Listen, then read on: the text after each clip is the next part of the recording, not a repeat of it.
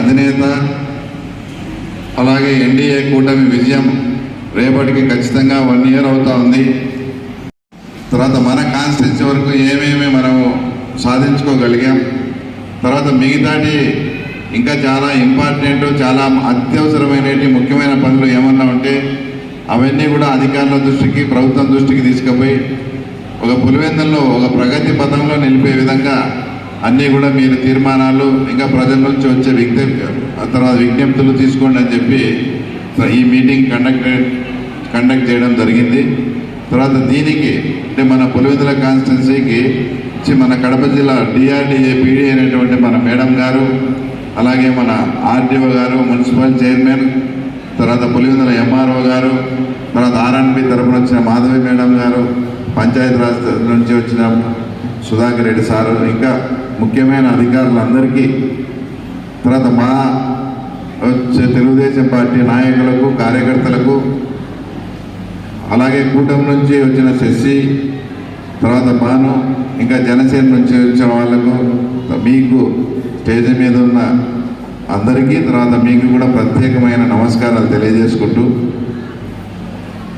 అసలు దీని ఉద్దేశం విజనరీగా ఇప్పటి నుంచి మనం ఒక పద్ధతి ప్రకారం ప్లాన్ ప్రకారం ముందుకు పోతే రాబోయే భవిష్యత్ అంటే మన పిల్లలు కానీ నెక్స్ట్ తరాలు కానీ ఏ ఇబ్బందులు లేకుండా ఉండాలనే ఒక ఆలోచనతో మన చంద్రబాబు నాయుడు గారు చేస్తూ ఉంటే, ఈ మధ్య జగన్మోహన్ రెడ్డి గారి ఒక వీడియో ఎవరైనా తర్వాత మీరు చూసినారా?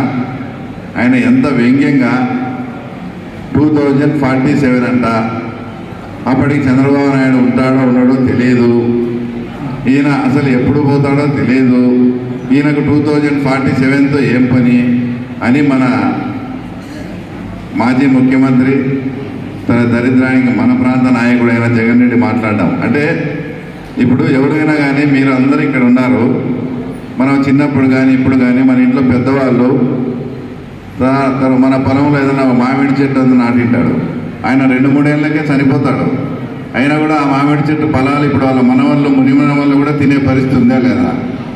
అంటే ఒక విజన్ పెట్టుకొని భావితరాలకు ఉపయోగపరంగా మన రాష్ట్రాన్ని డెవలప్ చేసుకుందామంటే నీకా చేత కాదు.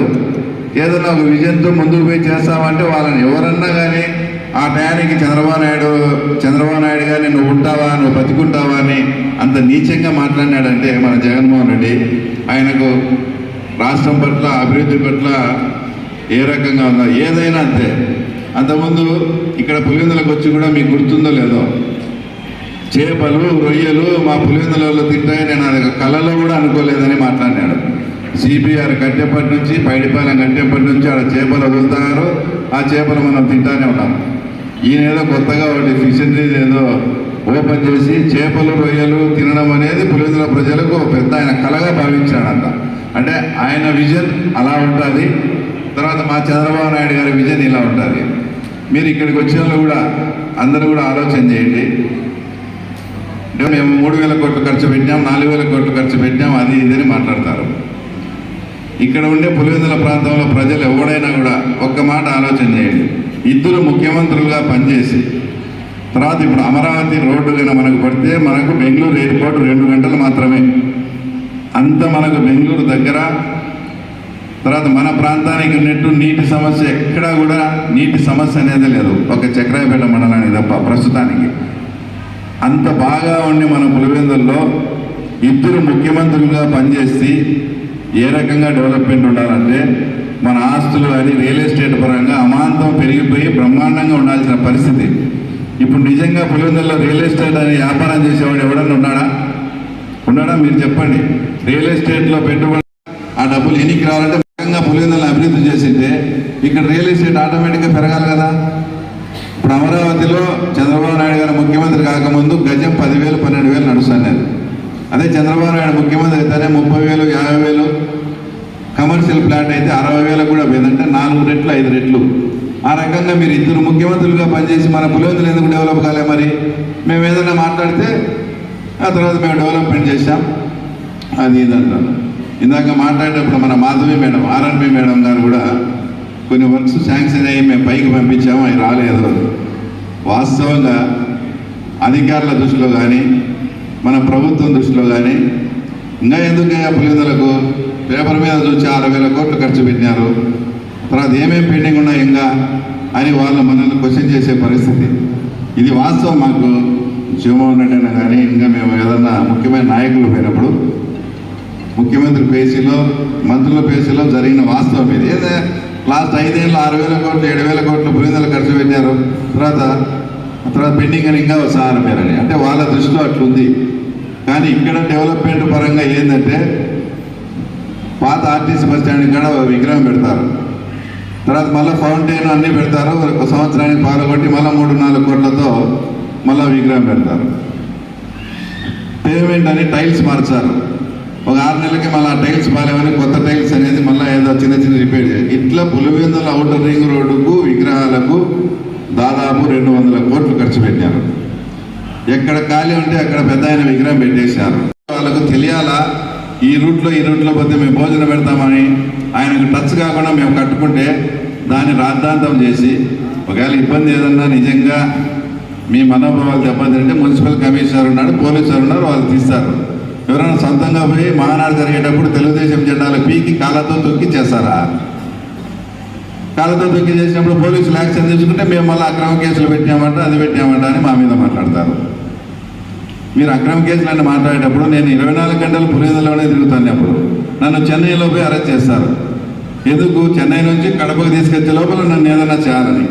కడప నుంచి వస్తుంటే రాత్రి 6 గంటలప్పుడు నన్ను పోలీసులే అరెస్ట్ చేసి ప్రైవేట్ వ్యక్తులకు అప్పగిస్తారు. అంటే వాళ్ళు ఏం చేశారు ఏమనేది అర్థం కాకుండా మీ కార్యకర్తలు రెచ్చిపోయి మా జెండాలు పీకితే కూడా వాళ్ళ మీద యాక్షన్ తీసుకుంటే ఎవరోడో వచ్చేది పరామర్శించేది, వాళ్ళ గురించి ఏదో మేము తప్పుడు కేసులని మాట్లాడేది. నేను ఈ సందర్భంగా ప్రతి ఒక్కరికి కూడా తెలియజేస్తాను, ఎవడైనా సరే వైఎస్ఆర్సీపీ కార్యకర్త వాళ్ళని టార్గెట్ చేసి మేము ఇబ్బంది పెట్టామో ఒక్కడైనా వచ్చి ఎదురుకు వచ్చి చెప్పమనండి. మేము ఆ పద్ధతికే పోలేదు. వాళ్ళు ఏదైనా ఇబ్బంది పడి వాళ్ళు తప్పులు చేస్తే పోలీసు వాళ్ళు యాక్షన్ తీసుకుంటే దానికి మాకేం సంబంధం? ఈ రకంగా ఈ డెవలప్మెంట్ ముసుగులో ఇవన్నీ చేశారు కాబట్టి మేము ఏదైనా గట్టిగా అడిగితే ఇంకా మీకు పులివెందులకు నిధులు కావాలా ఆ తర్వాత అని కూడా మేము మాట్లాడే పరిస్థితి.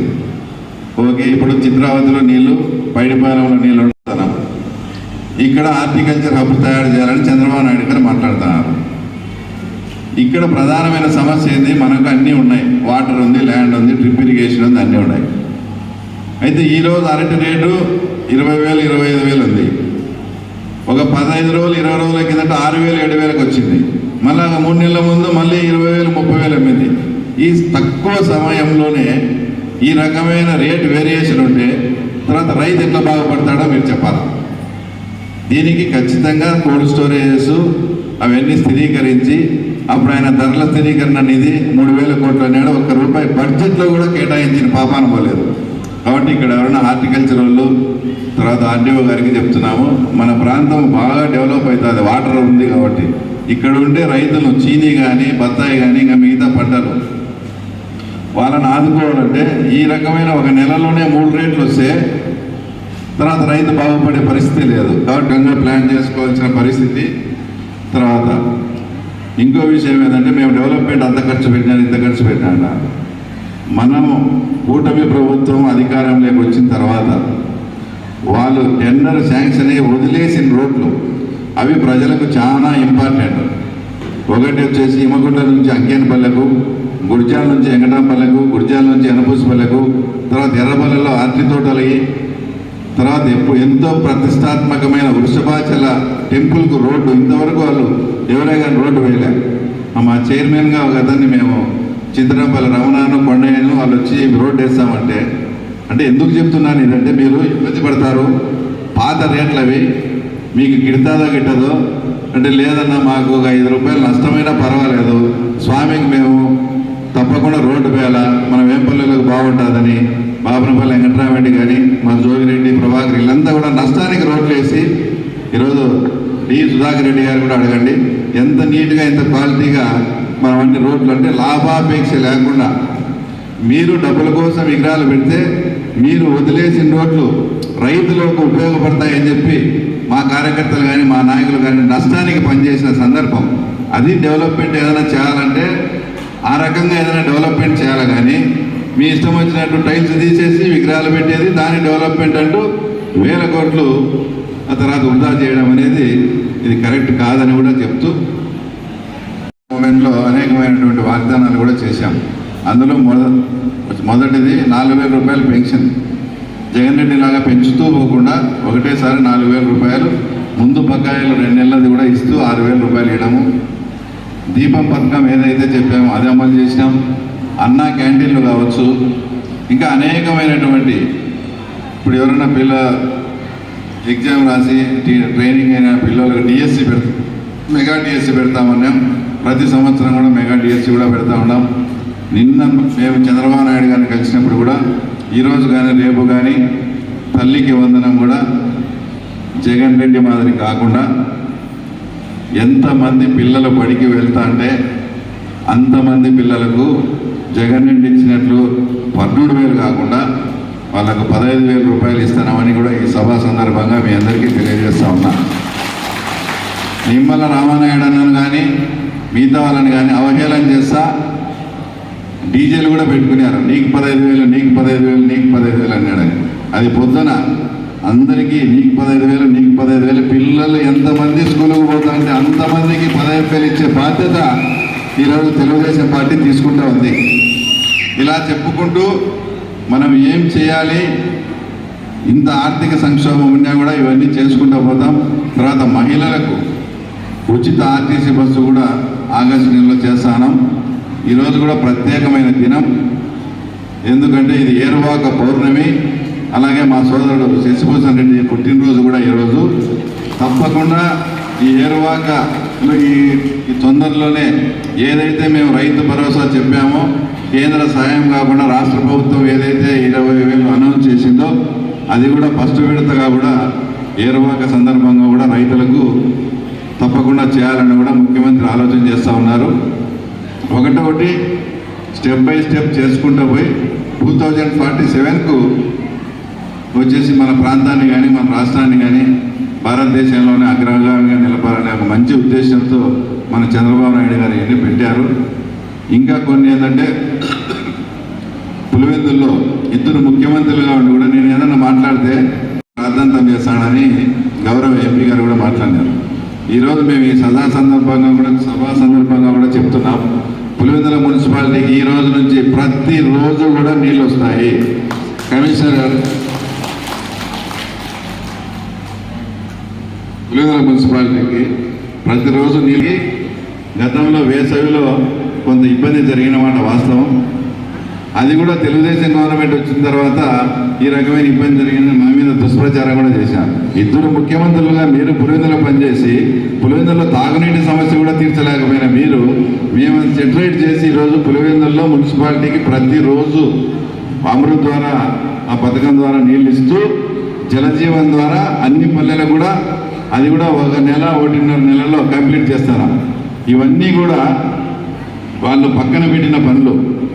మీరు కూడా ఇక్కడ ఉండే వాళ్ళంతా పల్లెల్లో తిరిగింటారు. ఏ పల్లెల్లో పోయినా సిమెంట్ రోడ్లు కట్ చేసి అది పైప్ లైన్ చేసి తర్వాత ఈయన బిల్లు లేక మెగా వాళ్ళు కూడా పారిపోయినారు. అలాంటి వాళ్ళని మళ్ళీ తీసుకొచ్చి మీకు ప్రైస్ ఎక్స్లేషన్ రేట్ ఇస్తామని చెప్పి వాళ్ళకి బిల్లులు చెల్లించి మొత్తం 165 కోట్లు అంటే పులివెందుల్లో 60,000 మెజార్టీతో మనల్ని ఓడించినా కూడా ముఖ్యమంత్రి గారు 165 కోట్లు డబ్బు మెగా వాళ్ళకి చెల్లించి ఆ జలజీవన్ ద్వారా పల్లెలకు అమృత్ ద్వారా పులివెందుల మున్సిపాలిటీకి నీళ్ళించే బాధ్యత తీసుకోవడం కూడా ఎప్పటికీ పులివెందుల కాన్స్టిట్యున్సీ వరకు ఎప్పుడు కూడా తాగునీటి సమస్య అనేది ఇంకా భవిష్యత్తులో రాదు.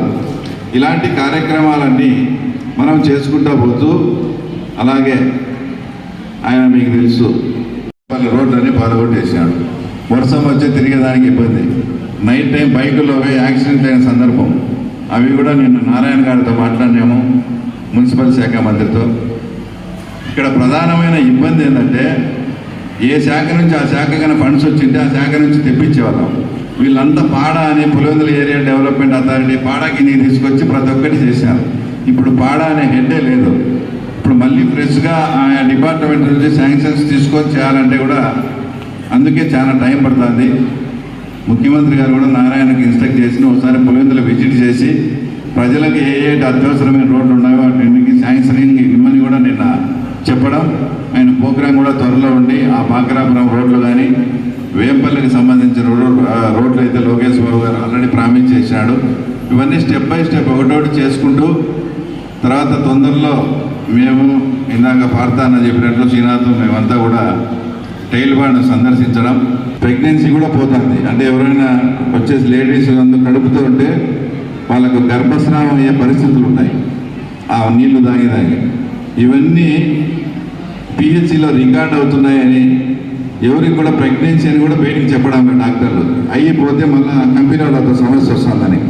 ఇలాంటి ప్రాబ్లమ్స్ అన్నీ కూడా పవన్ కళ్యాణ్ గారు పర్యావరణ మంత్రి కాబట్టి ఆయన దృష్టికి తీసుకుపోయినాం.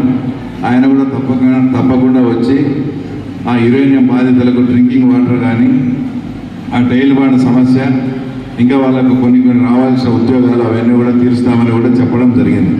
కాబట్టి మేము మీ అందరినీ కోరేది ఏంటంటే, మాకు కక్ష సాధింపు చర్యలు ఇలాంటివన్నీ మాకు అలవాటు లేవు. పులివెందులకు ఏమేమి కావాలో అవన్నీ మనము ముఖ్యమంత్రి గారి ద్వారా సాధించుకుందాం. మీ కోఆపరేషన్ కూడా మాకు కావాలా. ఎందుకంటే ప్రతిసారి పులివెందుల్లో ఓడిపోయి మేము చంద్రబాబు దగ్గర గట్టిగా మాట్లాడాలంటే కొంచెం మాకు కూడా జగ్గుగా ఉంటుంది. కాబట్టి ధర్నా జరిగింది, అంత స్ట్రైక్ జరిగింది, కానీ పులివెందుల్లో 4 రోజులకే ఎత్తేసారు. మీకు గుర్తుందో లేదో, మేము ఆ ధర్నా కాడికి మేము కూడా వచ్చాం. మిమ్మల్ని ఒక రకంగా భయపెట్టి మీకు ఆల్టర్నేట్ గ్రూప్ను సృష్టించి వాళ్ళు లేనట్టు చేసి మీరు మీ హక్కుల కోసం మీరు పోరాటం కూడా చేయలేకుండా మీ టెంట్లను కూడా ఎత్తేసే పరిస్థితి. కాబట్టి మీ సమస్యలు ఏమైనా ఉన్నా కూడా అన్నీ కూడా మేము సంధ్యారాణి గారి దృష్టికి తీసుకుపోయి, ఆమె మీ శాఖ మంత్రి, తప్పకుండా అంత మంచి జరుగుతుంది. 2047 అనేది చాలా మంచి కాన్సెప్ట్. ఇది ఆ రకంగా ముందుకు పోతే మన పులివెందులు కానీ మన రాష్ట్రం కానీ అంతా కూడా డెవలప్మెంట్ అయ్యి అందరం బాగుంటాం. ఈ కార్యక్రమానికి వచ్చి